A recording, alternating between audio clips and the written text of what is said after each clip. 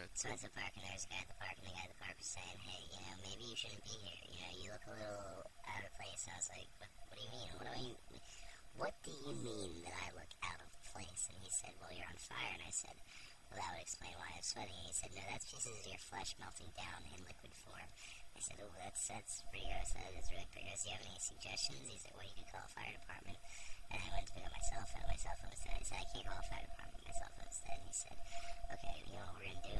I'm going to walk you to the nearest payphone. And I was like, well, can I use your phone? He's like, I don't really have many minutes. And I was like, okay. And then we were walking. I was like, wait, I think call 911 is free.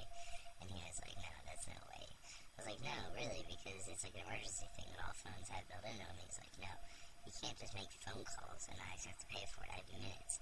I'd be calling 911 by still using minutes. Meanwhile, I'm on fire.